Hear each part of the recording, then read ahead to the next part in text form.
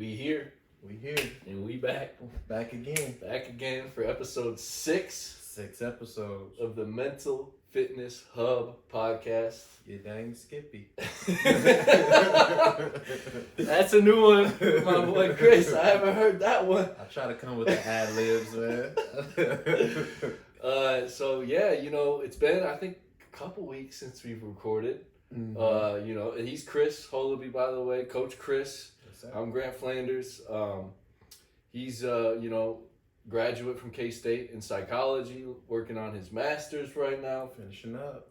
And I graduated from K-State in journalism and have been, following K-State for going on, 5-6 years now. Oof. Writing about them and enjoying watching and discussing K-State sports because it's a lot of fun, especially right now. Yes. And that's what we're going to dive into this episode. We're going to touch on a few things, all regarding Kansas State, just because I look at it as a tribute episode.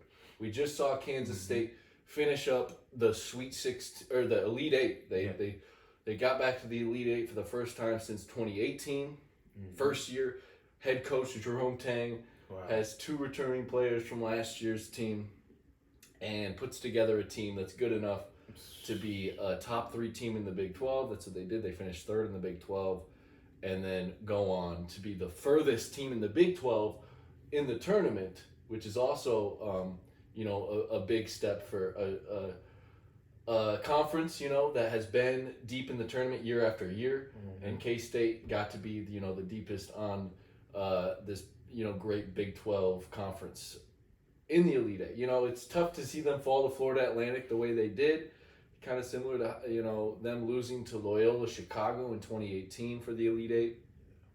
But whatever the case, we're definitely going to talk about that game.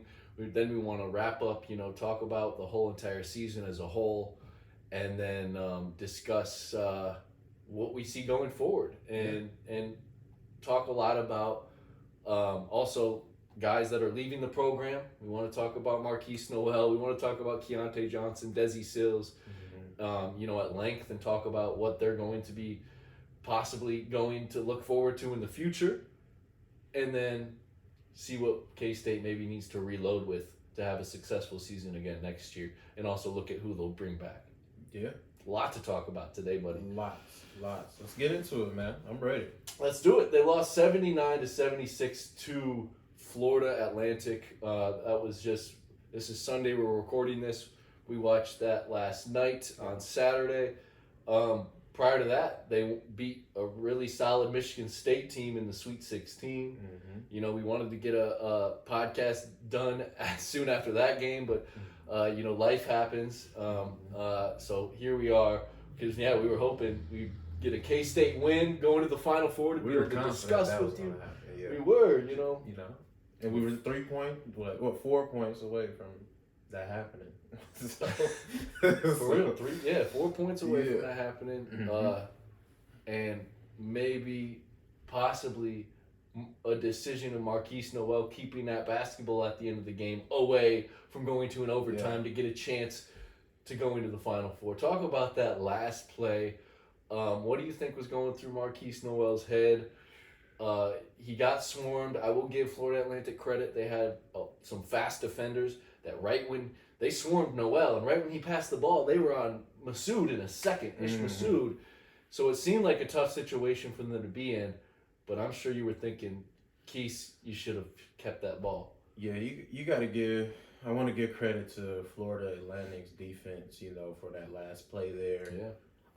But what was going through Marquise Noel's head, I think he was just trying to make the right play. Because you remember the possession before that when we were on offense, they were up. Florida Atlantic was up 3, I think, and Marquise Noel came down and dished it to Tomlin for the layup. Tomlin had the reverse, and then that gave that kind of put pressure on Florida Atlantic to go back to the free throw line and make 2 free throws, which you give credit to their senior. I forgot his name, that hit the huge free throws for them. But he was their only senior on the team, and he the one that hit all the clutch free throws for them at the end of the game. Was it Michael Forrest? Yes. Yeah. Yes, Forrest. Mm-hmm. Forrest. You got to give credit for him to sinking those. And then, yep, in the next possession, I think, listen, Ish Masood, he's come up huge for us throughout this tournament run. He's he's a big shot taker, big shot maker. Yep. And I think Marquise saw him in kind of that wing spot that Ish likes. He saw him for a quick second. Maybe Ish could have got up a quick one, but he saw them coming, thinking that he could give it right back to Keys to take that final shot. And obviously, they weren't able to get it up because of the trap. But I think Marquise Noel's mind was just on making the right play, and he's made a ton of right plays throughout the tournament, throughout that game. So you can't really fault him on that. And I think even though he's disappointed that he could not have made a play, I think he's going to be able to live with himself with that, because he did his best. He left it all out there. There's one thing I know about Marquise Noel. He's a fighter. He's not gonna let a loss bring him down. Even if it ends his college career, he's got big plans ahead for himself. But yeah, and he even put out a tweet today thanking fans for supporting this season, and because this was a special season for him. We're talking about a guy who had never gone to an NCAA tournament. He spent 3 years at Arkansas Little Rock, and then transferred to Kansas State, played a 4th year at Kansas State. Obviously, because of COVID, every player gets a 5th season that was affected by COVID, and he got that 5th season. This was his 5th season basically with K-State. It's just so special that he didn't get his career cut short last year after another disappointing season of missing an NCAA tournament. Instead, he gets to, he sticks with his team. He didn't enter the transfer portal again. He didn't run away from, a tough, difficult situation. He waited to see what Gene Taylor, athletic director Gene Taylor, chose in a head coach. They picked Jerome Tang, and the rest is history. I mean, once you see Tang come into town and how he affects people and how he influences, it was probably an easy decision for Noel and Ish Masood to stick around. Yeah. And I think it's awesome. Yeah, because the cool thing about Ish Masood too, yes, I mean, tough on that last play, but like you said, he was huge down the stretch of this season. Huge. Even before the tournament, he was turning it on and figuring things out. And a key piece, he ended up being one of the best bench pieces once they started Desi Sills. He became that go-to shooter off the bench, and that was key. And I'm excited to see what he does for K-State next year, because his last half of the season surely has Tang excited about what he can bring to the team next year. Yeah, no doubt about it, man. And I know our us KSU fans and the other fans who caught on to what K-State was doing and Marquise Noel, how talented he was. They caught on to that during the tournament. I know everyone would have loved to see him, somehow get a shot up there, because he hit some big threes, throughout the tournament run that K-State has been on. But, I think, again, he was just trying to make the right play. Now, could he have kind of spent off the double team to get off a shot? Yes. But, I think he in his mind, it would have been a bad shot. I almost think he didn't expect the pass from Marquise. Yeah, no, Are you talking about Marquise? I'm talking about Keys. My bad. I'm talking about instead Marquise of making Noel. that pass, you felt like he should have spun off that double team. Yeah, I feel like he could have. I feel like he could have, but I understand giving it to Ish, because those two have hit, some clutch shots for K-State throughout the turn and throughout the season. So if it was anybody you're gonna pass to, Ish should be the guy. But yeah, if he wanted to, he could have made a shot out of that double team situation. But if he would have missed it, then what? People would have probably still been criticizing him for taking it. It's a tough shot. It's tough. And you said it right there. Ish Masood is the guy you pass to in that moment, especially when Keontae Johnson is on the bench with 5 fouls because he's disqualified from the game. Yeah, Is Keontae Johnson's in the game for that last play? That spaces the floor so much more. They can't trap. That's a good point. They can't trap that far out, because that's a great point. Yeah, it leaves someone open along the perimeter. Yeah. Which I'm sure there was someone that they didn't want to pass to along the perimeter. That guy could have been Keontae Johnson or you know what, Keontae and Noel are getting all that attention. Ish is actually open in the corner, and you know they find another way to make it happen. It is very interesting. Yeah. But now you bring up a good point. No guarantee Keese even hits the shot if he takes it, and even if he does, it doesn't win them the game. It pushes them to overtime. So a lot of things, like, because they could have still lost in overtime. So it's not, you don't lose a game on one play. Yes, that was difficult and tough, but I'm not.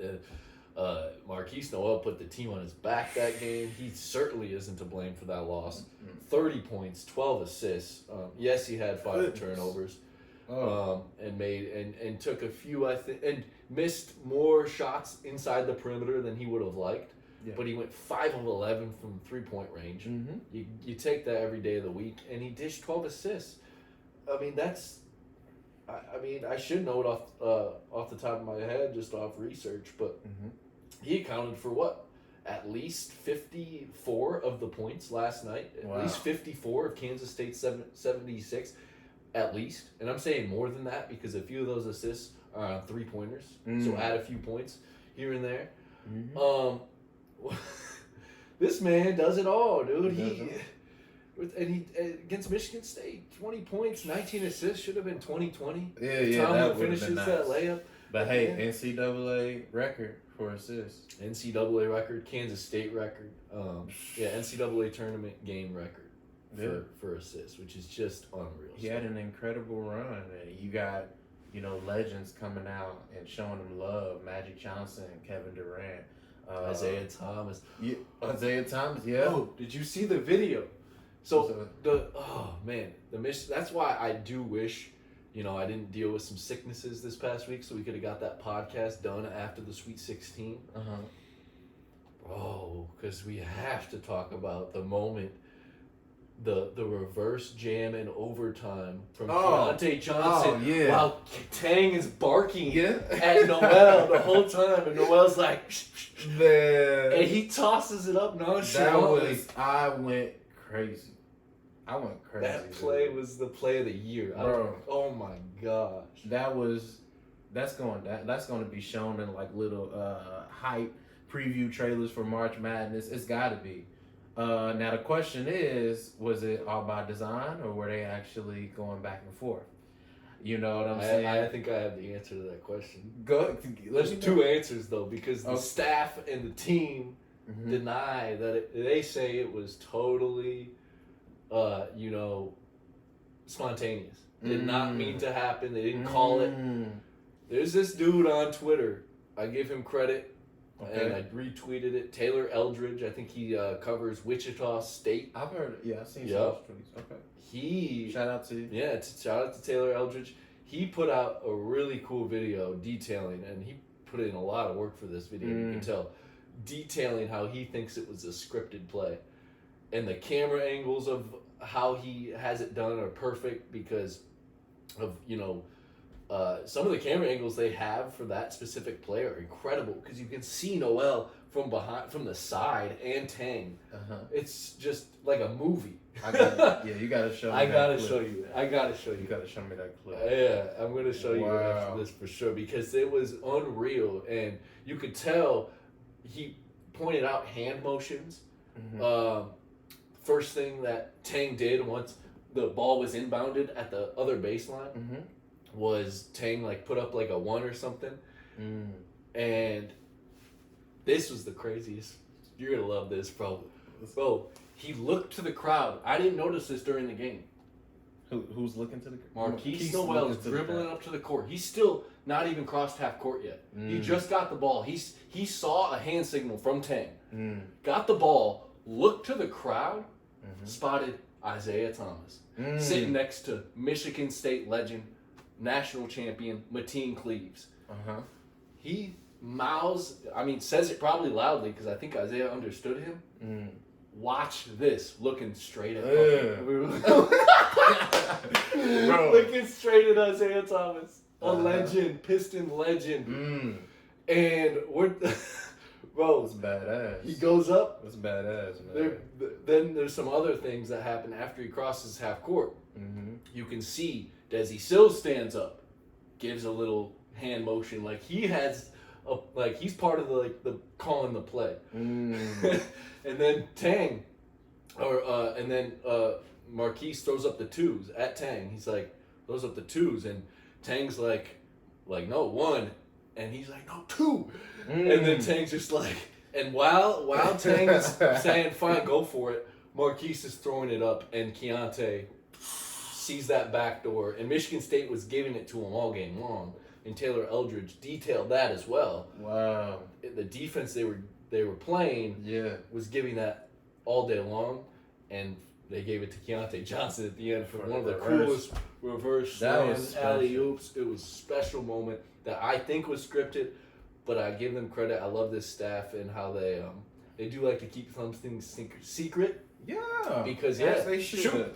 They want to use that again in the future. Hey man, I'm on the side where it was a play call. Mm-hmm. It was a play call. They're just too humbled also to say that it wasn't too. That's part of it too. You gotta love it. You gotta love it, yeah. bro. That was just a special moment, and one that's gonna be played in all the hype videos, especially for K-State. We know we've been to games. It's gonna go down like that Cardi dunk against KU in Manhattan. That kind of moment that will always be remembered as a K-State fan. As I agree. Oh, it was so special. And you guys, how about the swag from Marquise, bro? Just you see that you get that New York City swag. Man, you just gotta love everything that he stands for. 5'8", man, tough, scrappy. And then he's coming down, looking at Isaiah Thomas, talking about watch this. Because then Isaiah, And the pivot and it ain't like this is like the first half. Overtime. Bro, this is overtime. Like the moment, it's a high pressure moment. And they executed the play so perfectly with and Keontae Johnson for not only finishing the lob, but finishing it with finesse. A backward slam. So, because that's one thing, bro. He literally said, "Watch this," and then successfully completed it without any problems at all. Keontae didn't almost miss the dunk. It was the most perfect pass. Like holy shit, man! That's one of the most incredible things I've seen. I'm not just saying that just because it's K-State and because it's Marquise Noel.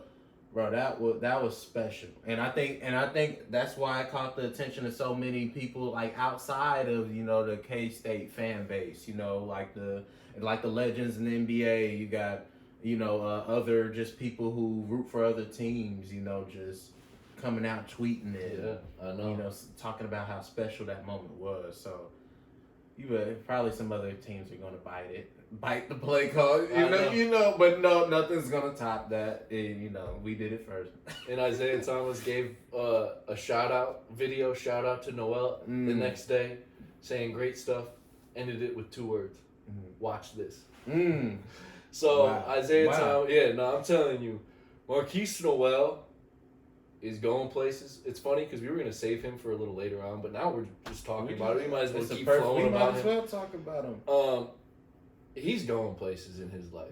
This is a man that has determination unlike many, if any, one I've ever seen. Talking about 5'8", listed at 5'8", more like 5'7", I think. Just unreal player, unreal person. And I thought it was cool too. Marcus Noel, his brother, got shout-outs during the game. Marcus. Yeah, they kept panning over to Marcus. And you gotta love his energy too. Yep. Like you just gotta love seeing him. Self-made capo on Twitter. Yeah. That was cool to see too, because Marcus, there's a cool picture of them, and Marcus tweeted it out.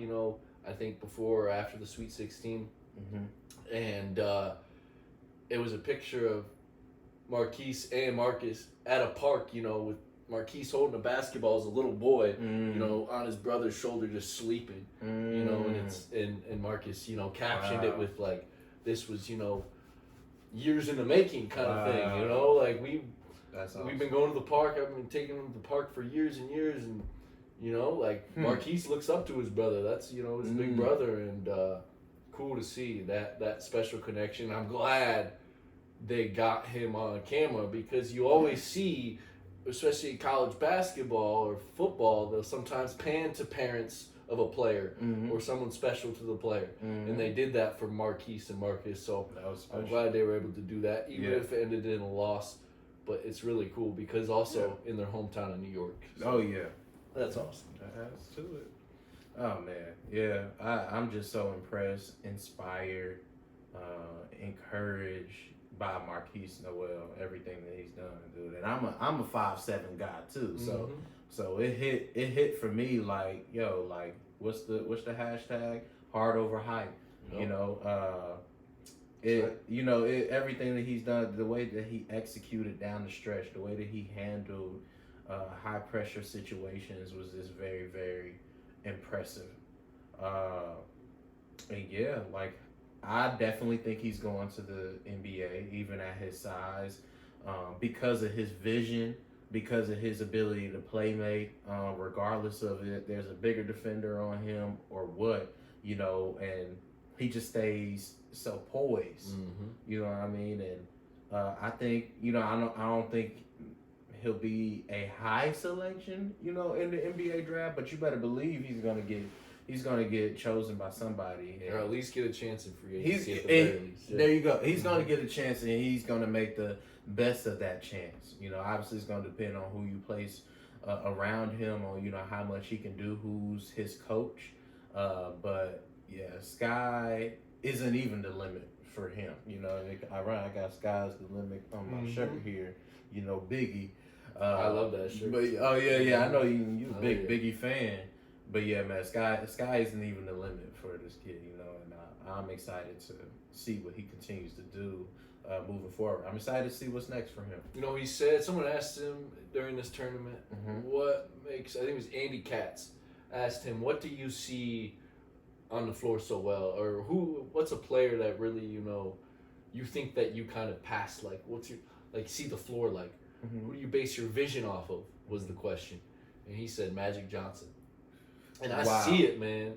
The old school passes and the vision that he has, even at 5'7", it's funny because we're talking about, it's funny he brings up Magic Johnson, a point guard, one of the tallest point guards of all time, also, played back in the 80s and, 70s and 80s, dominated the league back then. Mm-hmm. He was making flashy old school passes all day long, could see the floor easily too because he's standing over just as tall as the centers almost. Yes. Marquise sees the floor that well, but standing, what, a whole foot shorter. Yeah. Like, it's really. And that's a little bit more impressive. Yes, Yeah. it is. I mean, I know it's in college, so it's a little different. Mhm. And that's why I don't think it's going to translate where he's going to be a star in the NBA. Maybe. I Right. hope for that. Mhm. I see two different avenues for him. Either a sensationally amazing star overseas, Mhm. or a really solid role player in the NBA. There you go. He That's reminds what me of that's what I Fred. see. I was telling you off camera Yeah. before we started. He reminds me of Fred VanVleet, but just like From Wichita State, Yeah, and I think Keith is just a little bit better passer Mm-hmm. than Fred, but I'm talking when they're similar in terms of like their stature. Fred's probably a few inches taller, but their ability to put the ball in the basket, their clutch shooting and things like that. So, and I'm good. It was a special, going back to the Magic Johnson thing, it was a special moment for Keys reading Magic Johnson tweet, just rave about him in this post. Against, Magic Johnson went to Michigan State, so he could have been all, upset about it, but, just a classy guy Magic Johnson is, show Marquise some love. So you said that's who he, that's who he's similar to as far as his vision for the floor. Marquise, draws similarity to Magic Johnson. You can just only imagine how big of a moment that was for him, seeing Magic Johnson tweet. So, oh man, yeah, I'm impressed. I'm impressed, man. Let's look at Isaiah Thomas, not the legend Isaiah Thomas, the recent Isaiah Thomas. Yeah. That's a short dude that's He had also some amazing seasons in the NBA. Yeah, He also tweeted about Marquise Noel. Yeah, Mm-hmm. yeah, heart over height, man. Yeah. Muggsy Bogues tweeted about him. We can't forget We're talking about Bugs. We're talking about Yeah. literally the shortest of the short. We're talking Yeah. about 5'3". Mhm. He's 5'3" and was a star in the NBA. Was a star for Charlotte long time ago. You know, I think Marquise Noel is going to make it happen. His determination, his skill. He can shoot the ball. He sees the floor. And then on top of it all, the most important part of it all is no fear. There you go. If you're thinking about like, not every player has the no fear trait. He has that trait. Yes, he wouldn't be taking shots from galaxies away Yeah. if he had fear. But he's a no fear kind of guy. You know, he wouldn't have made it to where he's at his height if he feared. You know, and that's something I think is inspirational to guys like you and I. That's the thing, is he's younger than us, you know, and he's accomplishing more than we could even come close to at that point in our lives. We didn't come close to the feeling of getting to an Elite Eight. You know, you can only imagine that kind of feeling. And playing in college for 4 years, 5 years, we can only dream to do stuff like that. That's true. You know, kudos to him, man. He like for real, like serious inspiration from him all season long. It helps too that he has an inspiring coach with Jerome Tang on the side as well. We'll talk more about him, but man, I just I can't say enough about what Marquise Noel has done for K-State, and just this 1 year, man, he at least deserves discussions about possibly going up in Kansas State's rafters. Oh yeah. I mean, I know it's just 1 year, but he's set records for K-State, assisting wise. He's going up. He's done incredible things. No doubt about it. He deserves to be in those rafters. And you mentioned one thing that I want to touch on. He was like, he has no fear. And I agree with you on that. I want to talk further in depth about that. It's probably a good psychology thought right there. Yeah, going into the sports psychology thing is like when we talk about fear. I think what you were alluding to is like no fear of failure. Yeah. You know what I'm saying? He's battled, because of his size, battled so much adversity, I'm sure, throughout his life, but especially on the basketball court. People trying to limit him to what he can and cannot do. He's seen plenty of that, growing up. But, he, going back to the mind piece, like you cannot dwell on what you do not have, including, your physical attributes. You can only embrace and make the best out of what you do have. Your skills, your capabilities, your physical attributes. Yeah. And, we talked about Muggsy. We talked about both Isaiah Thomas, the Hall of Famer Isaiah Thomas, and the just the special star that Isaiah Thomas was, the most recent Isaiah Thomas. We talked about them. And dude, they just all are symbols of people who embrace what they do have and try to make the best out of it. Not feeling sorry for themselves, not letting, the fear of failure or the fear of rejection limit them.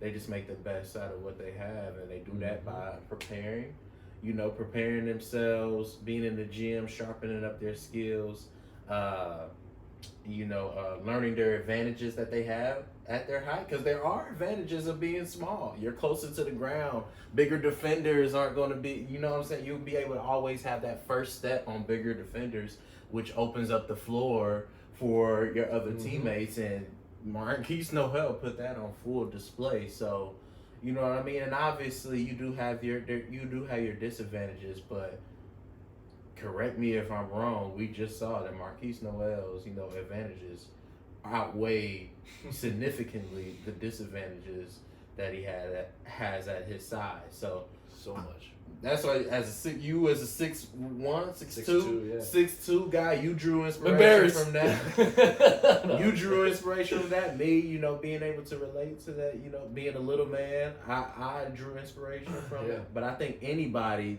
the lesson that we can learn here, the mindset lesson is this: embrace you.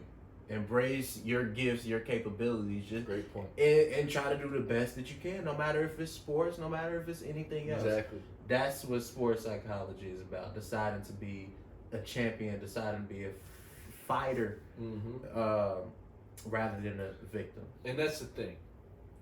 Yeah, we're not, we're not professional athletes. We didn't play in college, but we can make our own Elite Eight kind of moments. There you go. And I bet you, when you married your wife and had your C3, your first child together, your one and only child right now together, like, that was probably, similar to an Elite Eight moment. Oh, like, yeah. for those guys that are on the court winning, winning the Sweet 16, That's a that good feeling point. of kind of different, just because you're not, having those moments like I've mentioned that we would only wish to have, like Marquise Noel.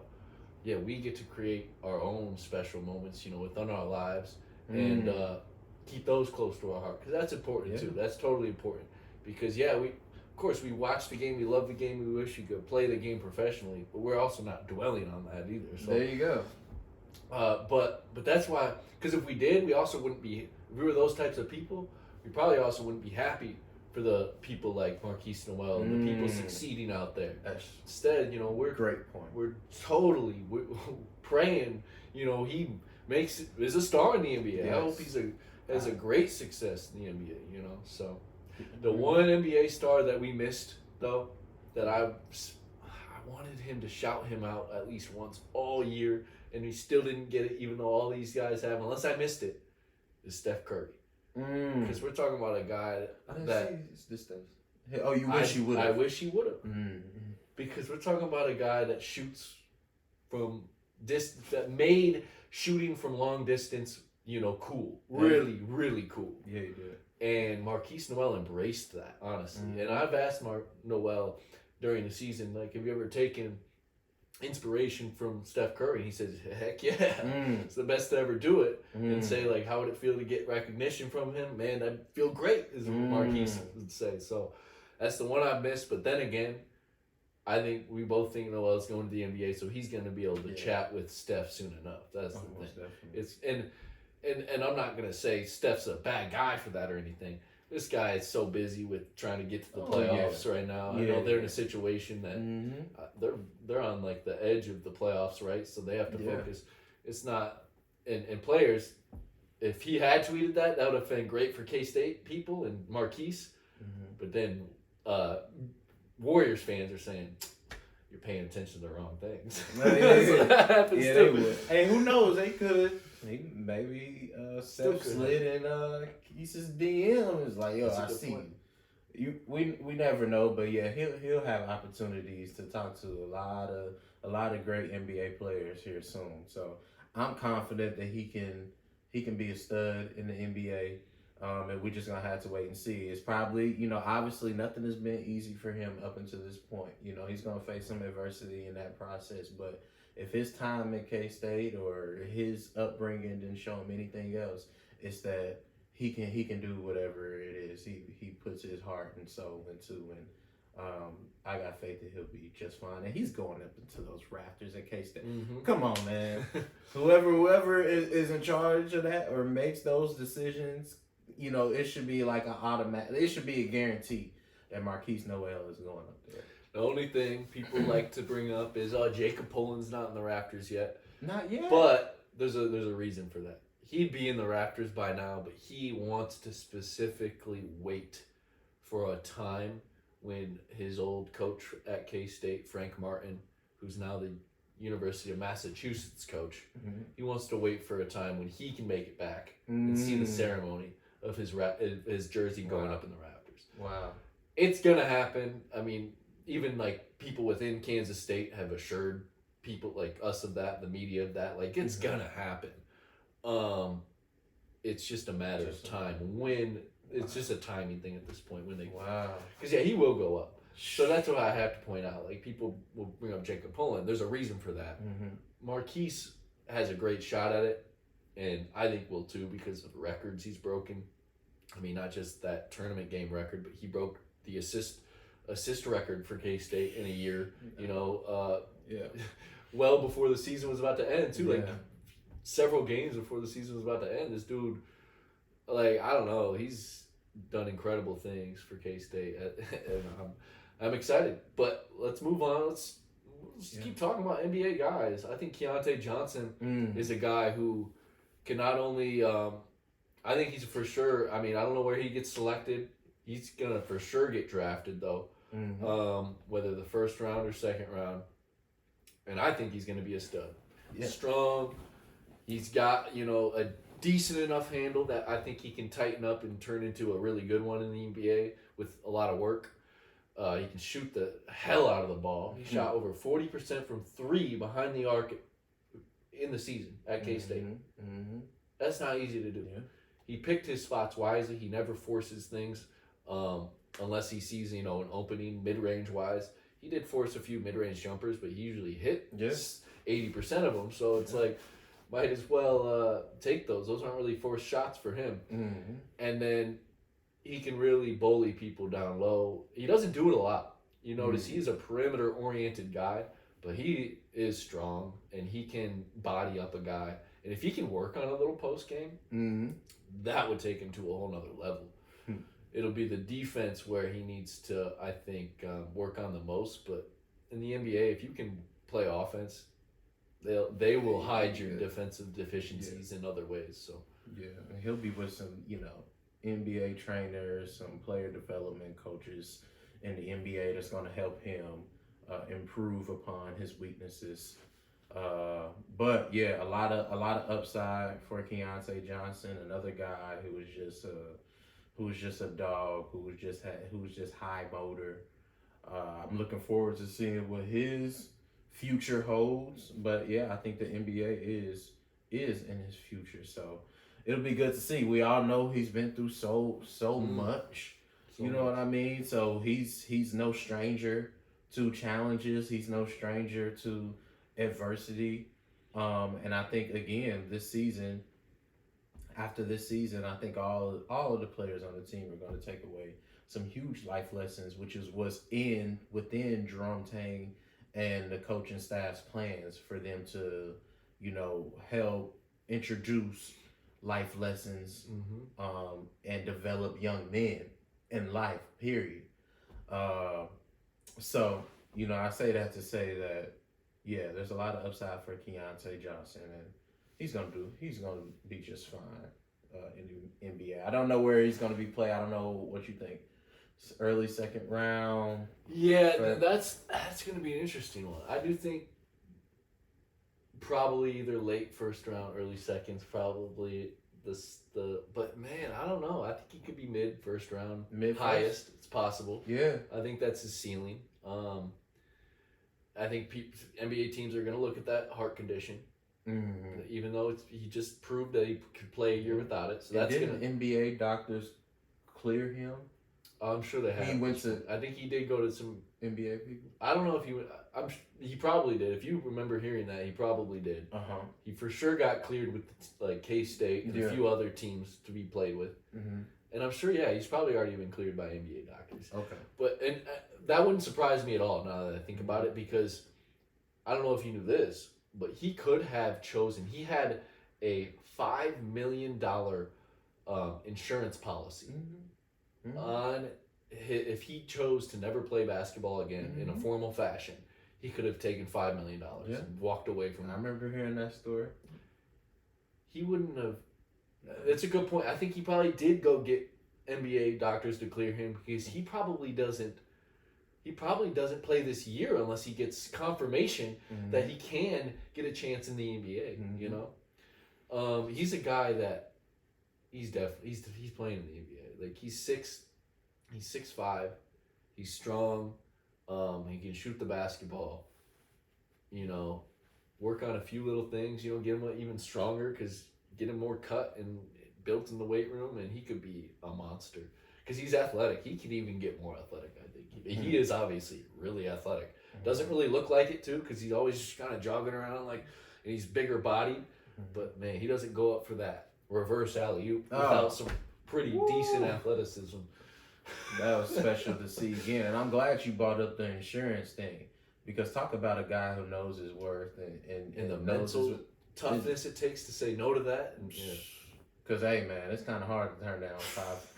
when you're at that age too. Yeah, was it 5 or? Cause I remember it was it 8 million? 5 million. It was just 5. Okay. Just 5. You say just 5. Oh my bad. Like I just see $1 million everywhere. My bad. But yeah, it was 5 million. But he's like, dude, like no, but yeah, no, it's that is the thing though. Is I'm glad you said just 5 too, because it is in the grand scheme of life. Mm-hmm. It is just 5. Just 5. In today's day and age, depending on how you spend that money, if you're not smart with it, just 5 goes quick. Just 5 million can go quick. Right. But yeah, I mean, he knew that he had such a better investment on life had he stuck with basketball, and sure enough, I think it's gonna pay off for him. He's probably made some money obviously this year with name, image, and likeness abilities. Yeah. Obviously, he's been one of the hottest players, one of the best stories in basketball, and then also with the skill he has, he made some money this past year. And then, I think he's going to make some pretty darn good money in the NBA. Is he going to be a star? I don't know. Probably not. But, like, if Ochai Agbaji can be a solid NBA player, I think Keontae Johnson can too. They're different players, but Keontae has even more skill than Agbaji, if you ask me. Agbaji doesn't, have the... I think now that he has a year in the NBA, he's probably added to his game. But in college, Ochai wasn't nearly as effective in the mid-range, feeling out, when he has enough space to take an open jumper. Ochai was more of a, either drive to the bucket or shoot a 3. That's the thing I like about Keontae is he's so adaptive while he's dribbling the basketball and finding open pockets and not afraid to shoot over a guy and really good at the fadeaway. If you can master that fadeaway jumper, man, you can play in the NBA. He has a lot of potential, man. It's gonna be interesting to see what he does. Maybe it'll take him a few years before he becomes a star. Yeah. But if he's anything like how I think he is, he's gonna be working on developing as a player each and every year. He won't get to the money is gonna come, but I don't think that's gonna take away his love for the game. I think he's just gonna continue and be committed to improving it. If he has that mindset, we'll be seeing he'll be a star in the NBA in the next five years. Probably sooner than that. So we'll see. Best of luck to those two. What do you talked about Keontae Ceiling in the draft? You said he at best he'll be mid first round, and then at the worst you said what? Probably mid second round. Mid second. What about going back to Keys real quick? Could you do best that? Best case scenario, man. Yeah. Best case scenario, drafted in the second round, but I believe, based on his size, he will get overlooked, and we'll have to, because I doubt Isaiah Thomas got drafted. Maybe he did. Did Isaiah Thomas get drafted? That's a good thing to look up. Yeah, because that would be a good. I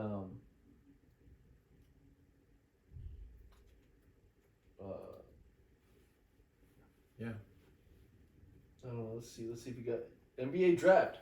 Round 2, pick 60. He was picked almost there was only 30 teams in the league. Yeah. He was picked with the final pick in the draft in 2011. That's kind of the best case scenario. I think Noel gets picked by a team near the end of the draft, and they take a chance on a guy that clearly has the winner mentality and has some skill. The only thing that he doesn't have is the height. You don't need it. No. Isaiah Thomas has proven that. Yeah. Muggsy Bogues has proven that. Yeah. And Noel's been proving that all year. I think best case scenario is there, but if I'm a betting man, he still ends up in the NBA, at least for a year. But he goes through undrafted free agency. Okay. You'll take it, right? Exactly. Gotta take that. So let's move on to the last contributing piece we need to talk about, that is exiting the program. We've talked about this guy, gave him some love on our podcast a few weeks ago, got some love on Instagram and Twitter. and we appreciate the love that even he showed us. Yeah. Shouting us out and stuff. Desi Sills. Mm-hmm. He's a guy that was a sixth man for the first 25 games or whatever, and then finally got his chance to start and made the most of it. And he really, he's a solid player all season. Almost scored 10 points per game. I think he had a really solid career at Kansas State, and it will be interesting to see where he goes in his future. I think K-State doesn't go as far as they do, or they don't finish third in the league without Desi Sills in the lineup. That's true. And I do wish we would have seen a little bit more from him in the tournament, but it was nice to see him knock down some threes. Oh yeah. But he didn't. Yeah. He didn't have any real takeover moments in the tournament. Yeah, like he did. Remember in that loss to end the season when he had 4 blocks. Against, was it West Virginia in the first half? Or was the game tournament game? The Big 12 tournament game against TCU. Yeah, the Big 12 tournament game. Yeah. I mean, he could have had some more moments, but I agree with you. K-State would not have had the season that they had without him. And he was definitely a key piece to the team. Another player that you're just gonna be sad with losing. Along with Keese, along with Keontae. But yeah, he was special. I loved his mentality. He knew he was a keep. He claimed it. I think it was after the I forgot what win it was. Was it after the Kentucky win where he said, I know I'm a key piece of the team, but I think another challenge with him, you talked about, not him having more moments in the NCAA tournament. I know he got into a little bit of foul trouble. He fouled out one game. Was it the Michigan State game he fouled out? No, it was... Or Kentucky? Look, how grateful... It was the Michigan State game. I was going to joke around and say, how grateful are we to have many games to choose from this NCAA tournament? Because we just made such a deep run, and it makes me wonder, did Desi Sills maybe have a really stellar game?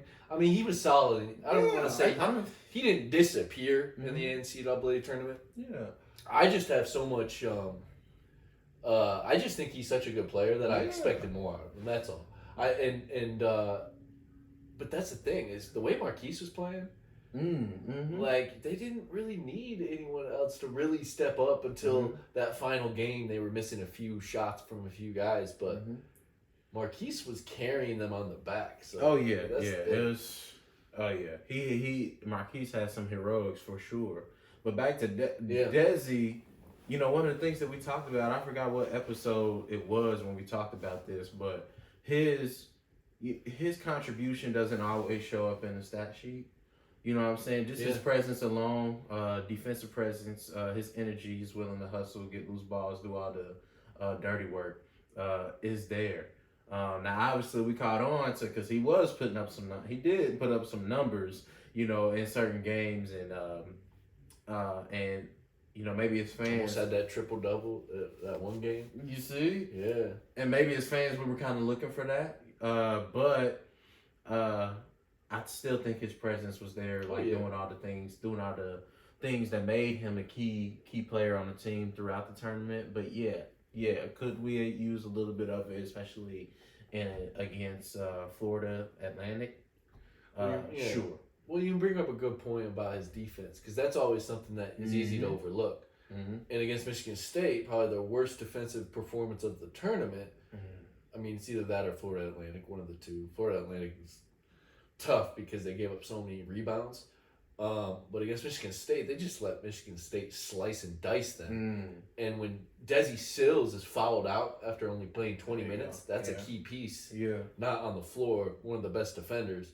So reason why that can happen, So, no doubt about that. Desi was key. And I'm excited to see. I think he's going to be a good player for the future, pro player. Probably overseas, though, is probably where I see him going. I don't know. Maybe he's probably going to try to make a push for the NBA, and I'll be hoping he can make it. But I don't think he quite has. I don't know. He's missing something. I don't know if it's I just don't know if he has the NBA quality. And it's just, as simply put, like, I think he's a really solid player, but he hadn't shown me NBA talent, in my opinion. Seeing him play in Arkansas and Arkansas State, I mean, if at Arkansas State he scored 20 points per game, then I'd be maybe, taking that back. But he only scored like 9 points per game at Arkansas State, a mid-major team where you would think that he's scoring a lot more. Let me make sure about that because I don't want to get those numbers wrong. But listen, great guy. I really love his attitude, especially during the season. Does anything for the team to win. And plus, also, there's no shame in playing overseas, especially because you make good money. Jacob Poland's done it for years. Has made really good money. Kamau Stokes is doing it. K-State players have made some real names for themselves overseas. And I think Desi Sills can be that same kind of piece. He was. You talk about leadership, right? Leadership outside of your star players is important for any team. And obviously, Desi Sills is one of the best players on the team. But outside of Marquise and Keontae, he was somebody who brought all the guys together. I remember Jerome Tang explaining a story when he had pulled Keontae Johnson out of the game because of his body language was poor. And Desi Sills ended up subbing himself out of the game so Keontae can come back in. That just shows that's just a testament to who Desi was as a person, who he was as a leader. His voice, so strong and passionate. You can tell when he said something in that locker room, his teammates around there, they respect what he says. And it'll also just encourage them to do better. So he's the type of person, regardless of what he does after this season, whether he decides to go pro or not, he's just going to be a guy who's just going to be successful in life because he has it. He has his head on strong. He has leadership capabilities that he can do good things with and still make some good money, still make a living. So, and again, I always go back to what Jerome Tang said. He's coaching young men. He's developing and shaping young men so they can deal with life and be successful in life. And Desi Sills, he has that. He has that. And I just I'm excited to hear what he does. And there's no limits for him either. I will say, just want to correct what I said. He scored 12.6 points per game at Arkansas State, so better than about 4 points more than I was giving him credit for. Yeah. So definitely want to correct that. But I agree. I think he can be a great player overseas. Last guy I want to touch on, that's leaving the program, but I didn't play a lot, but I think was a key piece to the camaraderie within the locker room. They call him Bebe Abayami Ijiola, the Nigerian. Jerome Tang has said it multiple times. Nicest person he's ever been around. A real humble spirit, real great friend to talk to, and I think that's a guy who doesn't show up on the stat sheet, but shows up on the win and loss column because that's the kind of energy and spirit he brought to the program. And even in these last few games, he was put on the floor a few times. Didn't he have a good, huge steal? Yes, he had some really, that big steal. Yeah. That got me fired. Yes, that got me fired up too because just happy for him. And that's a man too that's 25 years old. Has a wife and a child already, Okay, I didn't know yes. that. Okay. Brought them to the senior night. I didn't know that either till senior night. All of a sudden, these guys' wife out there, it's a little boy, walking with them, and really cool to see. That's beautiful. I had to ask Coach Tang afterwards, and their teammates, and his teammates too, kind of dedication to life do you have to have? Like a guy does a guy like Bebe have, where he has so much determination to go out there with a whole wife and child and still compete. And also come from a whole other country. Yeah. You're in a completely different environment. And he's going out there competing being a great person, being a great husband. That's what one thing I love about what Jerome Tang preaches. Being a great husband, great father. Yeah. Just such wholesome stuff that Yeah. so much of our culture and society are going away from. So much is That's a good point. talking about, glorifying cheating on your wife, glorifying doing all sorts of things, that are not right, Yeah. And I've been inspired by Jerome Tang, and that's, I think, a good segue to even talk about him more and the impact I think he's had on both of us this season, and watching his words of wisdom after each game, and listening to that man talk does something to me. Unlike anyone else before, like we've all seen motivational speakers come in our life. Like Eric Thomas is similar in that aspect. Spoke to our team. It spoke to Kansas State. That's a reason why those two connected. Similar mindsets, don't dwell. That's the coolest part. This man Jerome Tang, he's sitting there, head up to every single player, every coach as they're walking into the locker room, keeping his team accountable even right after a heartbreaking loss. You could see it in Keontae too, man. He's sad. He's like, head up, Keontae, head up. And then afterwards, Keontae's crying because of how much of an impact Tang had on him in just 1 year. 1 year. There's guys that go 4 years with a coach and they gush that much about their coach. He's gushing more than I've seen anyone gush about a coach. And Keontae's not even the most emotional guy, but he was not afraid to show some emotion after the game and say how great of a person Tang is. And I appreciate that. And then the last thing before I want you to touch on all this is after that game, Tang also went into the opponent's locker room and said, congratulated them and said, hey, this is the toughest team we played all year. I'm rooting for you guys now. Like, you guys have inspired me. Like, what? The man that's inspiring everyone else gets inspired too? Yes, that's how it works, Yeah. And it's just beautiful, man. It's just beautiful. Oh, dude. I'm at a loss for words. Just Jerome Tang. Like, he's somebody I look forward to watching his post-game and pre-game interviews. Just what he has to say. He's a man of faith. He's always going to, when they ask for the coach's opening statement, he's always going to give his credit to God.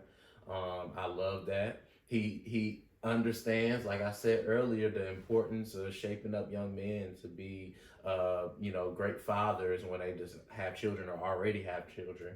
Like we just talked about the other player who has a wife and a kid.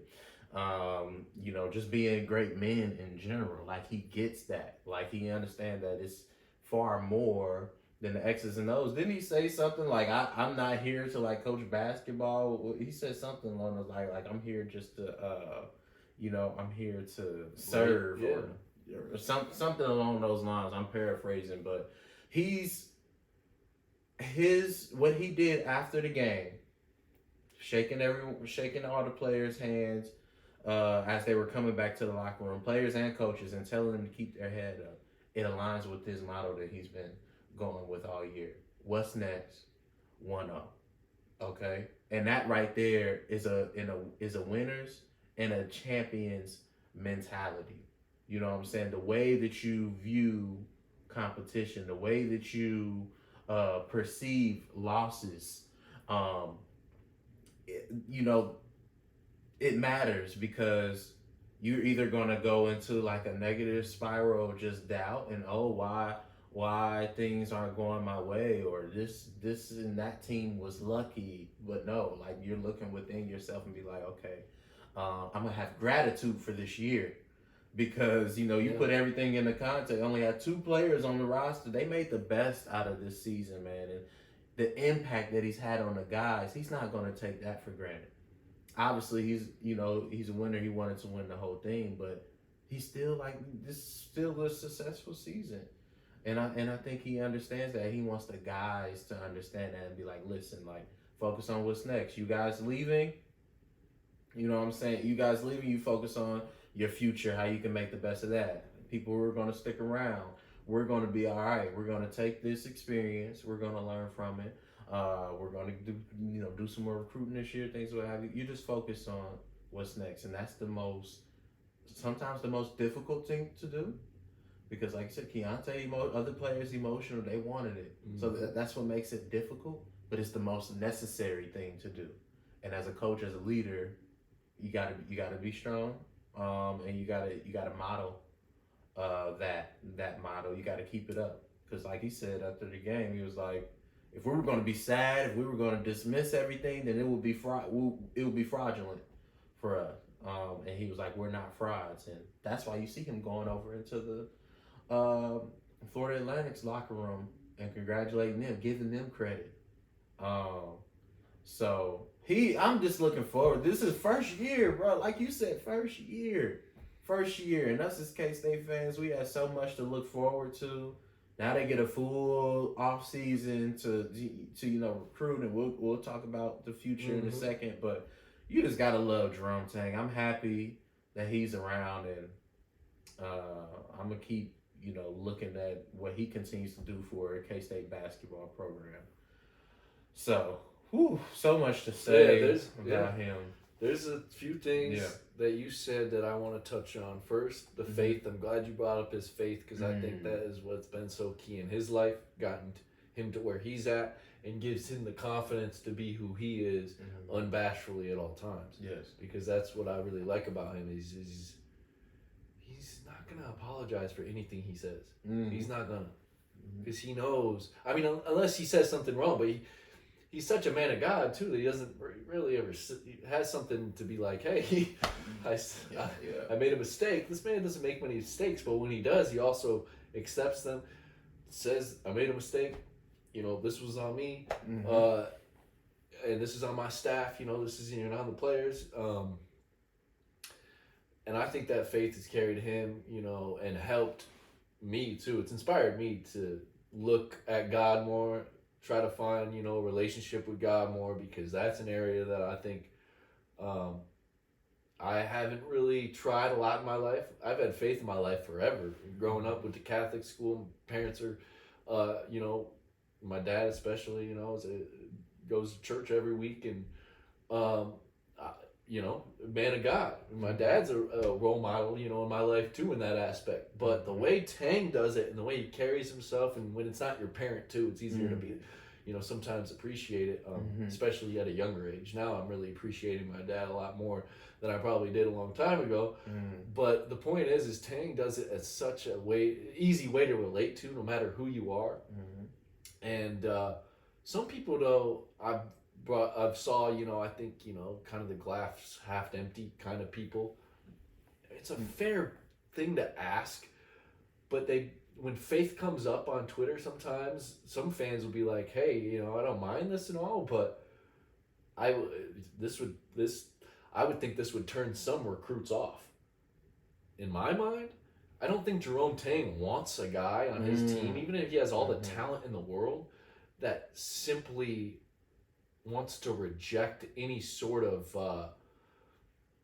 faith in something. It doesn't even have to be God. It doesn't even have to be the same. It doesn't even have to be Christianity. Because the people that get turned off by faith, to me, because I've even seen a K-State fan on Twitter who self-proclaimed atheist said he has no problems. He said it in kind of a funny way, like, I don't understand why people, care about or really don't embrace the way Jerome Tang talks about faith. Signed, an avid atheist, wow. There are people out here that don't believe in God that can still appreciate a man of faith, so I think it's people that ask that question, if playing blunt with you, I don't think Tang wants those types of players. I think he wants a player that isn't going to completely reject the idea of having faith in something at the very least, like a basketball team. Yeah. You know, those kinds of guys that get turned off to that, I don't think Tang wants. No. Why would you? Exactly. Because we talk about perspective and how you view competition and your reactions to adversity. I think faith does play in that.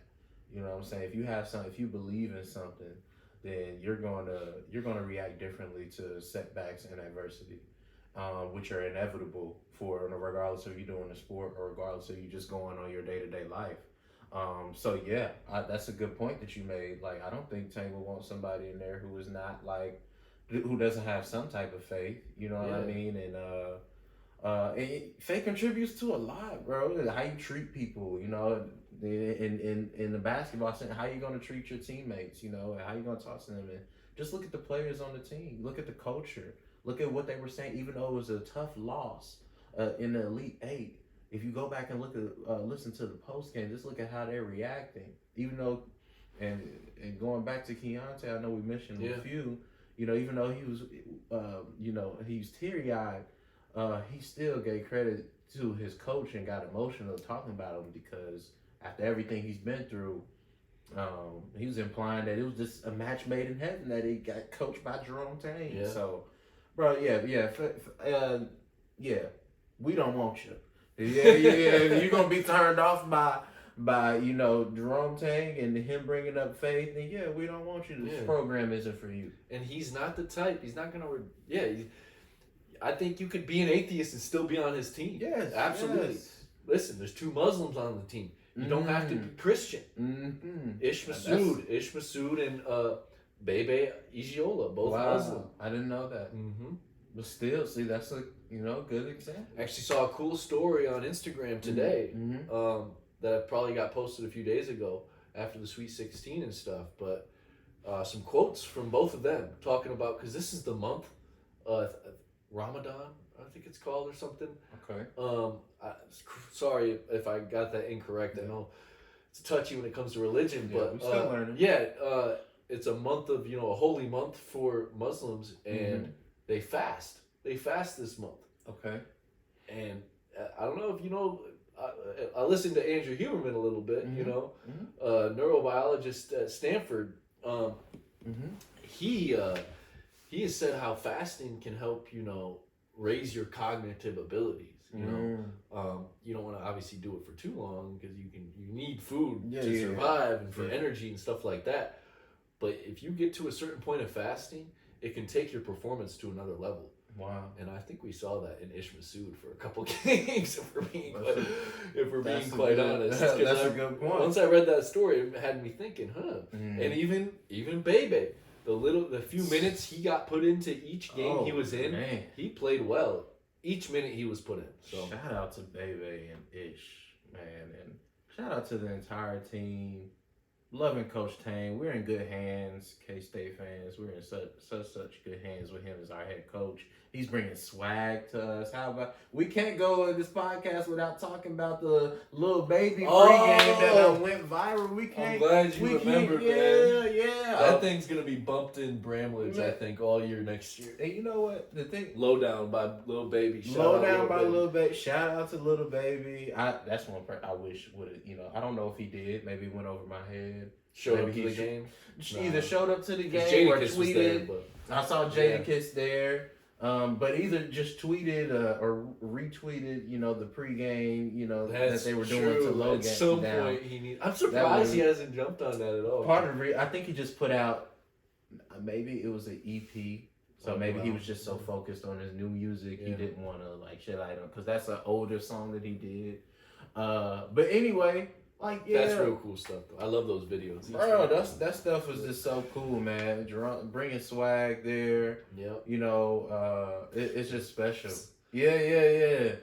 Like I said, I can't lie, I didn't even have that song by Lil Baby downloaded. I went to that to go download it. Tang's wall back. Oh, yeah.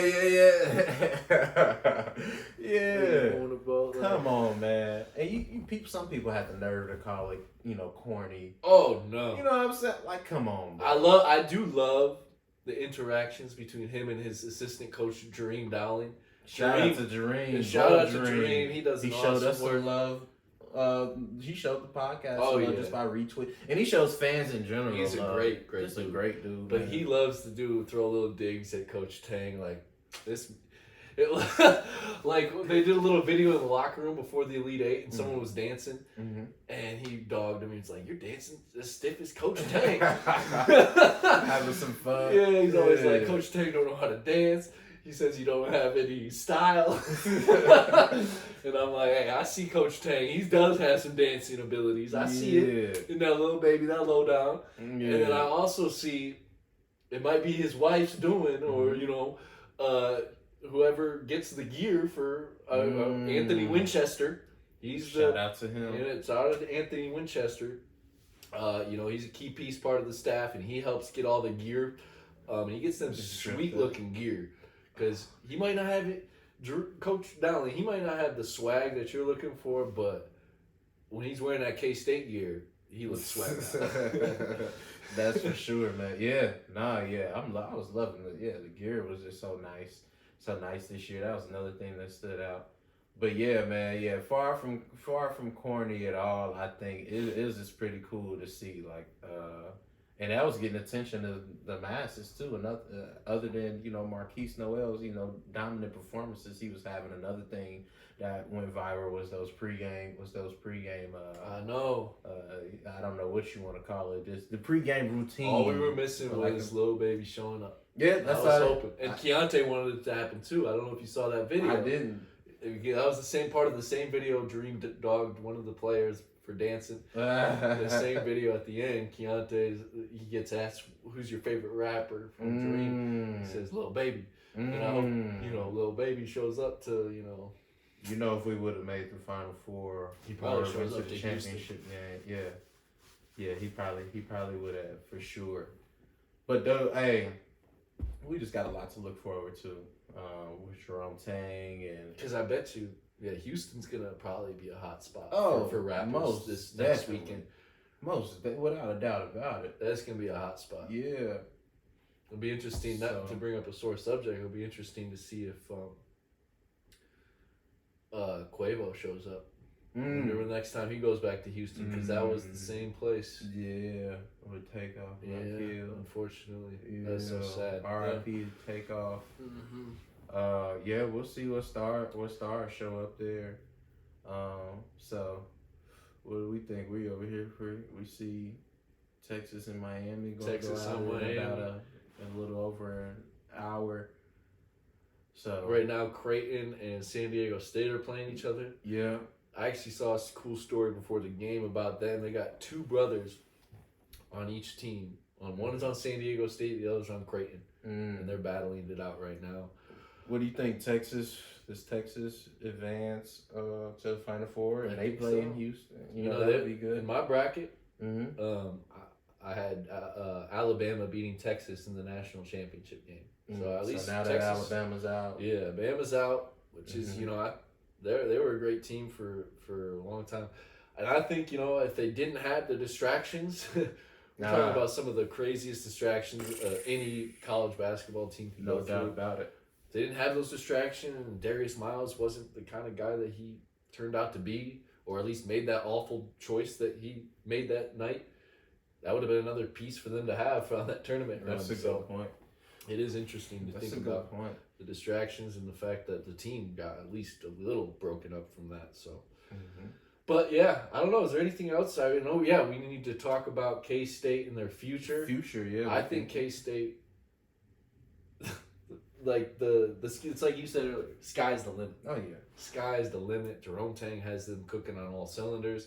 They are losing 3 perimeter-oriented guys, 3 guys, two top 2 scorers on the team, and Desi Sills was I think the 4th leading scorer. So about 3 out of the top 4 scorers on the team. They have 3 commitments coming in the class of 2023. Okay. 2 guards, all 4 stars. Okay. All 4-star high school athletes. We're talking about 2 guards, one from Chicago, Day Ames.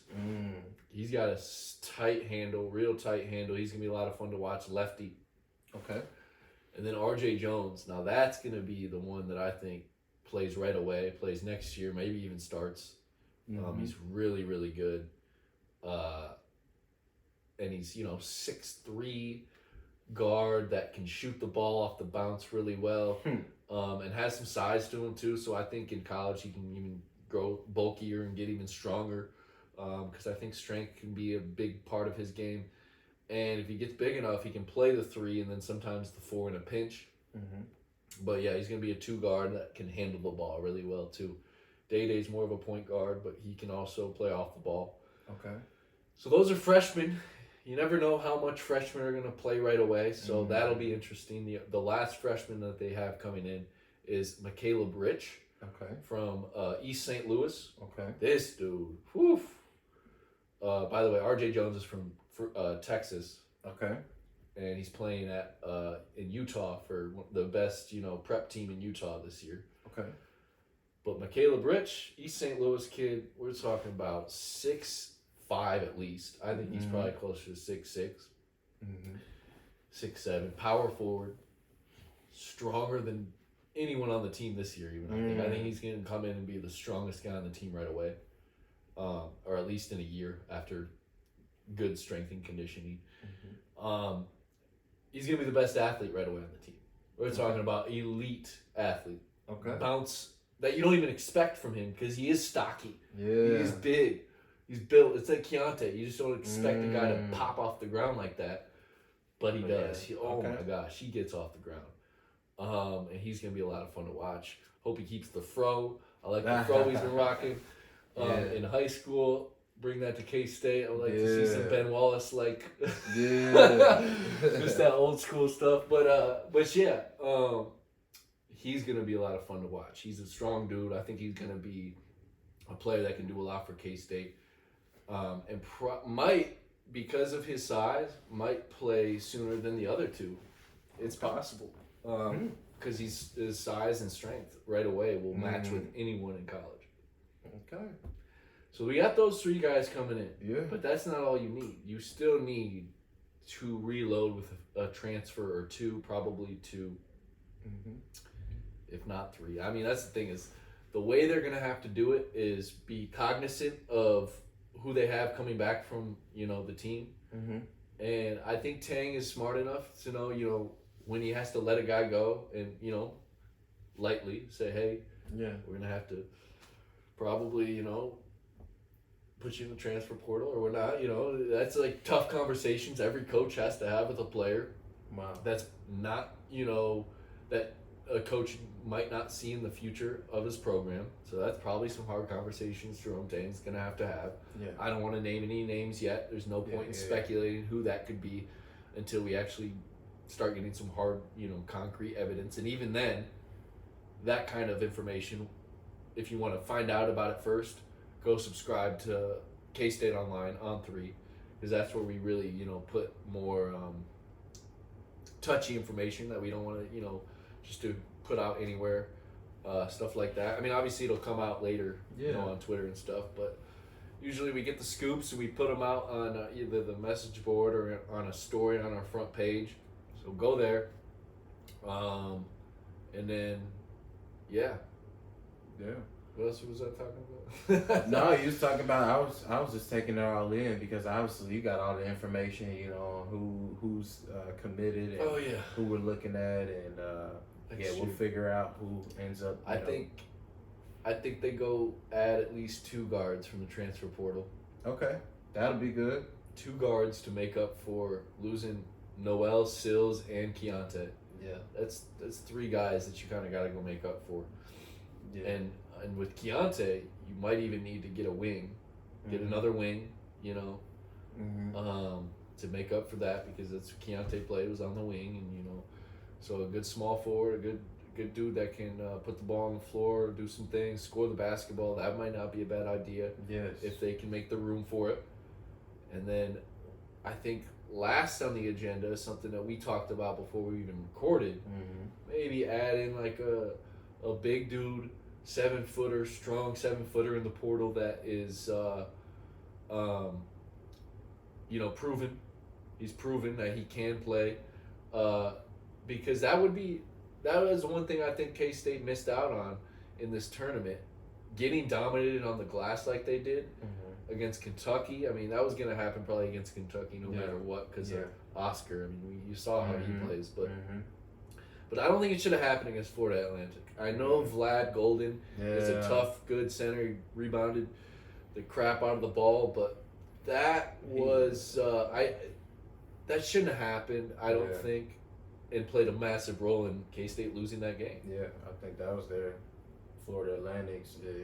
With Golden's contributions, that's definitely, in my opinion, the reason why they came out with that one. But yeah, I think if we can get a solid, big man who is going to, give us more possessions and keep the team from getting other possessions. I'm talking about rebounding here.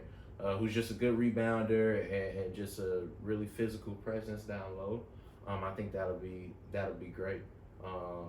I do want to give out a shout out to Tomlin though, Naquan Tomlin, because he did his thing, man, and that's somebody we're looking to bring back. Ooh, hopefully, and next year he's gonna be a stud. Naquan Tomlin, mark my words.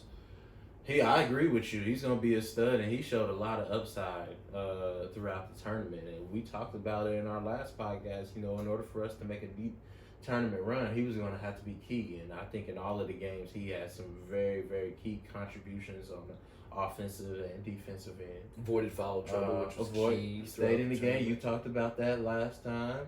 Yep. And then. Yeah, lastly, so obviously we want a physical presence, somebody who's going to, be just a real, very, very good rebounder, very, very good interior presence and, shot blocker, all of that stuff.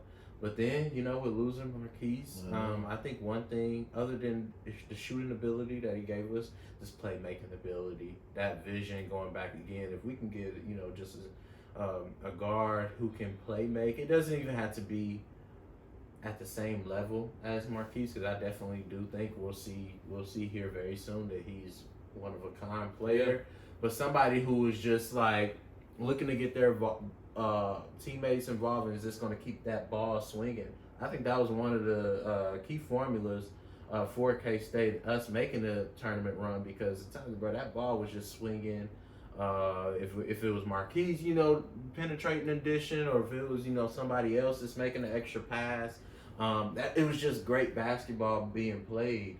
And I think that led to our success in the tournament. So this offseason, I think they should, whether it's from transfer portal or the recruits that's coming in, I'm hoping that we're just has great playmaking ability. And this is what I agree. I think they probably need to go to the portal for this year, because it's tough to rely on that to be a freshman next year. And so if we can't count on Day-Day Ames or R.J. Jones being that facilitating playmaker, which I think both can in time, probably as sophomores even, maybe as freshmen. Shoot, Nigel Pack did it as a freshman at K-State. He performed really well. So I think one of them will. And I would lean towards R.J. Jones, but they still need a real veteran leader like Marquise. And then I look towards a guy like Cam Carter, the one guard who's coming back. He did. He did. He gave us a shot. He did, and he had a few big games. I think a few solid contributions, especially in that Sweet 16. I think he had 12 points against Michigan State. That's not easy to do. And especially when Desi Sills is sitting on the bench, he was asked to do even more. He played 37 minutes that game. Can Cam Carter be the floor general? That is the question. He did it in high school. He did it at Oak Hill High School, Oak Hill Academy. He was a baller for them, and that's what makes me so excited about his promise.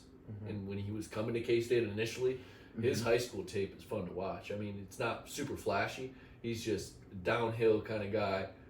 He can play make, can pass, can attack. So he has potential to be that guy. But I still want them to go find one in the portal, and don't make Cam Carter have to be the facilitating playmaker, because he didn't prove enough to me this year that he can be that guy. There were a few times Marquise had to sit, not often. And Carter, was asked to handle the ball a few times, but even then, Carter was not the second facilitator on the team. It was Desi Sills. Desi Sills was that guy. So you're losing two guys that were the best passers on the team, and that's something I think they need to probably go to the portal with. And they already are looking at guys like Nick Timberlake from Townsend, although I have to do more digging on him to see if he's actually, I think he's more of a shooter, if I'm not mistaken. I don't know if he's a point guard. And then it'll be interesting to see if they go off a guy like, what's his name, from Georgetown, Primo Spears.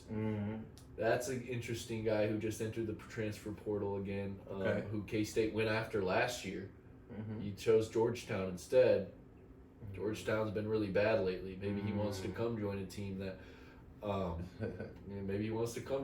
that actually can win some basketball games. That's true. Last thing I'll add is I wouldn't mind poaching some of those Florida Atlantic players that K-State just lost to. You were talking about that before we started.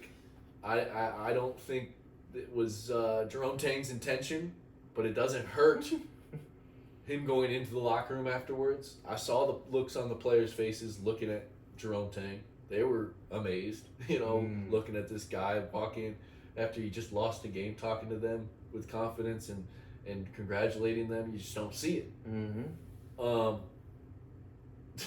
I wouldn't mind going to get a couple of those guys. Yeah, they had some decent especially players. Elijah Martin.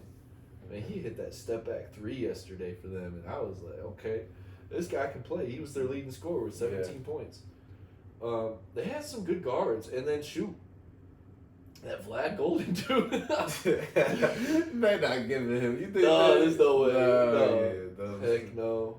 But yeah, he's one of the players you do not. But if he was on K-State's team, oh yeah, if he was on our team, you could have started Tomlin at the 4, and that man is gobbling up every. That's the one thing I'd like is to move Tomlin to the 4 next year, and then have, like you said, get a bigger guy from wherever that can start at that 5. Because Tomlin has so much versatility. I don't love him at the 5. They had to put him there because of the starting lineup and how they had it. And it's not a bad look. It was good. The best lineup for this year's team. Right. But if they would have had a real bruiser down low and you get to put Tomlin at the 4, that just makes your team bigger and just that much harder to rebound against. I agree. I agree with you, man. And yeah, he's so versatile. Like, you saw him step outside and knock down some threes, you know what I mean? Even drive to the rim. Yeah, even get into the rim, he is not a center. Like, he can play the position, but he is not a center. Moving him to the 4, and I'm not sure about the kid. You said we got a power forward coming in who's, big. Like, I forgot. 6'6", and you say he has athletic ability. But yeah, I think it wouldn't hurt at all for K-State to get that, like you said, bruiser down low.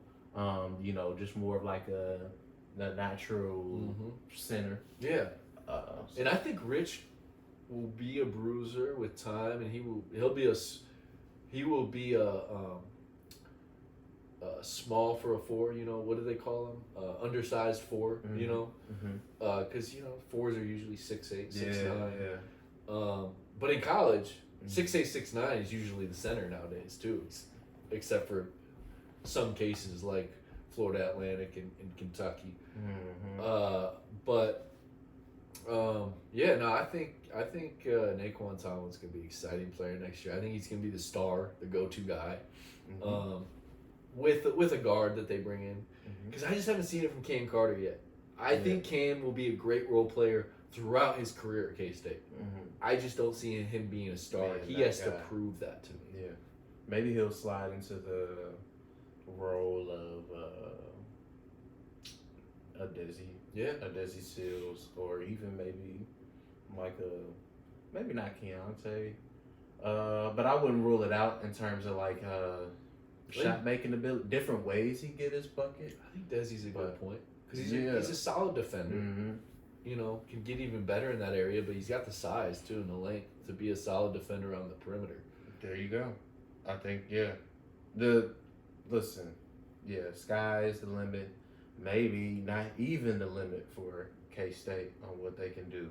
And I think they're going to go into the offseason with very much intention on getting better. We know Jerome Tang and where his mindset is. You know, he just wants to establish a winning culture that's mentally and that's actually going out there and delivering and getting W's. So he told us to expect to win, you know, back when we were still in that little brother mentality, storming the floor after beating KU. He told us back then, and then we saw this NCAA tournament run. So I'll be back. I'm sorry. You gotta have. I have confidence that we will be back in this position. And say it with your chest. I'll be back. Yeah. K-State will be back. I'll be back here saying that we're gonna make a deep tournament run around the next time, around next year. So yeah, and I know there's probably people who think we have some type of bad luck or whatever, not advancing past the Elite Eight. It's been a minute since we got to the Final Four. I think 64? 51? Wow. We made it to the national championship in 1951. Yeah. And then one other Final Four before that. See, I didn't know it's been that long. So, but I think it was Tang as our coach. We're going to get there. I think we can expect like our basketball program to, and I hate to compare it to our in-state rival, but I think the way that we're going to deliver these next few years, I think our program will start to get the same respect that the University of Kansas does. And I really do believe that. You can just tell by the culture that Tang is established just this year. Just imagine, going, like I said before, going into the off seasons with intention and knowing how far they got with who they had this year, but then also being mindful of who they could use moving forward to help them get into the position. Now, I know at the end of the day, you still got to go out there. You got to win games. You got to win these tough tournament games where one game, it's just one and done type of situations. We get that. But you got to have confidence in, how Tang treats his players, the mentality that he encourages his team to have. And you just got to have faith that we're going to be in this position for years to come. I know we are. As long as Jerome Tang sticks around, I agree, man. That's well said, and I think K-State is set, man. We saw it last year with the portal and how he recruited, and that was just the tip of the iceberg. Because then once the rest came up, we see he's an amazing person. Has all this love for his players. Is teaching them all the right things, playing really good basketball. Because it's one thing if a coach. There's coaches out there that know how to coach basketball, but they're not a great dude. They don't know how to lead, young men into being great young men, great people. Yeah, they're too focused on the X's and O's. Exactly. And that might benefit the success on the floor to an extent, but it's not benefiting those kids in the long run. Those 18, 19, 20-year-old kids in the long run. That's a good point. But then you have on the flip side, you have coaches that are great people, but don't know how to get it done on the floor. And I don't want to say this like Bruce Weber because he got plenty of it done on the floor until the end, then it spiraled out. But that's, my point is like this is a guy. And this thing is, I felt that way with Bruce Weber when they were winning games. And I said, wow, they got a great coach and a great person. But, Tang takes it to a whole nother level with how he, displays it to the public. And then you just know for a fact he practices what he preaches on a daily basis. And his players vouch for him, his coaches vouch for him, everyone vouches for Jerome Tang unless you're a team that just got beat by him, like Kentucky. Yeah. And after he said what he said after Kentucky, that pissed so many Kentucky fans off. What we were saying, we got dudes. Yeah, he said we had more dudes than Kentucky. Yeah. Just facts. That's it. Just spitting facts. There it goes. And that pissed off plenty of Kentucky fans. You can only imagine what some of those Kentucky fans are saying on Twitter. Disrespectful shit, just to say the least. And we might own a little home in Kentucky fans' head. But a you little know, bit. bro, the coolest fucking revenge from it all was like, was it just like yesterday or 2 days ago? Someone who's I think somewhat well known, at least has like 21 followers on Twitter. I think Marquise knows him. Has a picture with him when Marquise was a little kid, and he posted the picture on Twitter and said, "I'm so proud of Marquise and this, that, and the other." Just so happens, in that picture, Marquise is wearing a big shirt that says UK with a cat. It's a Kentucky shirt. It's a Kentucky shirt because, like I told you earlier, he was a big fan of Calipari. He wanted to go to Kentucky as a kid, and that proved it right there. That pissed. That now all of a sudden Kentucky fans are reminded of what just happened to them a few days earlier, and they're saying, "Why didn't we go after this kid? Right? Why didn't we end up with this kid?" But for real, they're all saying, "Did Calipari?" And I'm not surprised at all.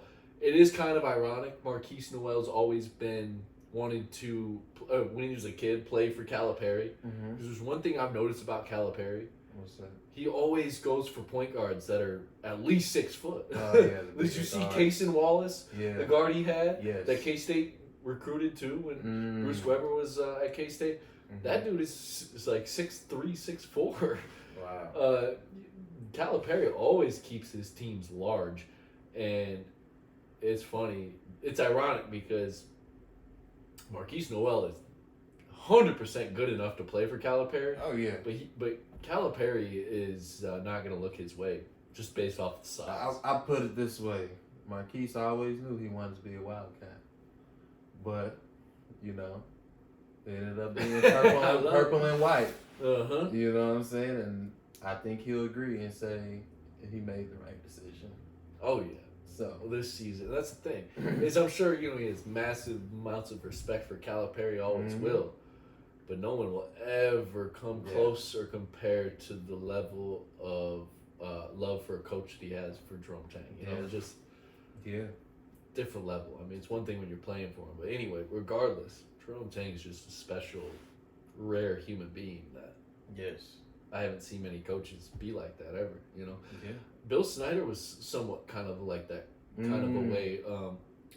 Instead of going into the locker room after games, he always wrote letters to any player that beat him.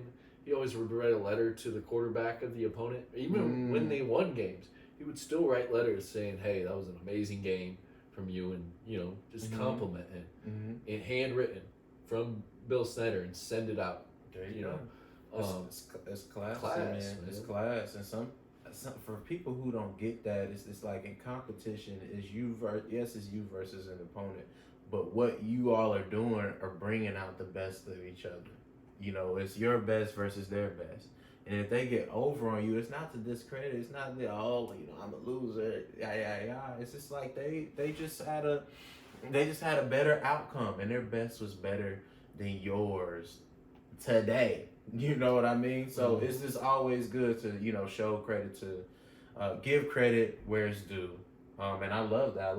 I didn't know that Bill Snyder used to write letters to, his opponents. And I love, what Jerome Tang did, for Florida Atlantic. So, and neither of them have to do those things, but they get it. They understand like, hey, you were the better man today, and this is only going to make me better moving forward.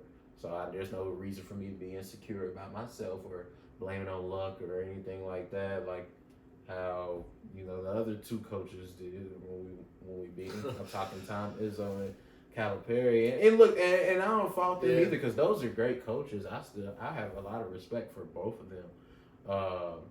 But and they didn't even specifically take digs at K-State. Right. They just allowed the emotion to get the best of them, and they didn't. They didn't use their words right. I mean, Calipari called Marquise Noel a little kid. It's disrespectful. He could have said any other word, besides kid. He could have said little guy, and it wouldn't have been a story. Little kid is just kind of disrespectful. Even if you would have just said kid, it's little kid together is just kind of a disrespectful thing. We're referring to a grown man. Even it's just disrespectful. And then Tom Izzo, his was really. I mean, that's from a K-State or a Michigan State fan growing up. Big Tom Izzo fan. I didn't even like some of the comments he said afterwards. The bank shots. Yeah, it was backhanded compliments towards K-State is how I felt. Bank shots. He just made it sound like it was all luck of how K-State won. Made it seem like his team didn't play its best when offensively they were cooking just as much as K-State. Both teams didn't play well defensively. Just say that. Like, I mean, I don't know. I like when a coach gives more credit to the team that just beat them instead of says they got lucky and, it's just. I just expected more from Tom Izzo there. But. In this time, we don't lose too much respect for those coaches because guess what? Showing respect, giving other team credit is like the hardest thing to do in those moments where emotions are high and you fall short of the ultimate goal of what you've been working and preparing hard to do. But you know what? I've seen Jerome Tang do it all year. All the time. Every time they lose. That's why he's special. He says that team was the better team today. He gives that credit. That's why he's special. And I think Bruce Weber did it too a lot. Like after losses, of giving credit. Like it's okay. It's not even an excuse. To me, it's more of an excuse to say, for a loss to say the other team got lucky. That's a shitty excuse. Yeah. A good excuse is the other team played better than us. We didn't prepare enough, and simple as that. Like, you got to go back to the drawing board. They're putting the power back into your own hands. If anything, and listen, I think Michigan State's gonna be just fine. They have an amazing recruiting class coming in. But yeah, that kind of mentality doesn't really get you roaring and ready to go for next year, if you ask me. It's kind of like, the way he said it, he was like, yeah, I'm really proud of my guys, and they fought. And it's like, man, I would have been fine with all that if you didn't say K-State just got lucky. I don't know. Man. But yeah. I don't even believe in luck anymore. I may throw the word around casually sometimes, but I don't believe in it. What people are referring to is like, okay, like people, I guess what they're talking about is just taking advantage of the opportunities that you're given. And in basketball, okay, a thing that a coach and players on the teams can't control are, officiating calls, referees. You can't control what happens on the crowd. Sometimes, to an extent, you can't control like what loose ball goes your direction. You know what I'm saying? But what you do is you take advantage of the opportunities that, the other team is giving you. You take advantage, you see how they're playing you defensively. You just try to make the best of the opportunity. That's all it is. This isn't no luck. You know what I'm saying? Like, that's the thing is you don't see coaches do it that often. And I've seen Tom Izzo talk a bunch, so I was just surprised to see him say it. Yeah. He picked out two specific shots that weren't near the end of the game. The one that was a bank in from Noel off, the crazy shot. That was a lucky shot, but it's not the reason K-State won. Yeah. And then David Gassan's, at the buzzer threw up a fadeaway three in the first half that hit nothing but net. That was a lucky shot too, but it's not the reason they won. And why I'm saying that is you don't really often see a coach pick out one or two plays and say, that's why we lost. It's usually a collective of things. Or it could be one half. I remember Jerome Tang once said during the season they lost to a team they shouldn't have. And he said, I usually don't do this, but I blame it on the first half we had. The first half was real bad, and we weren't able to...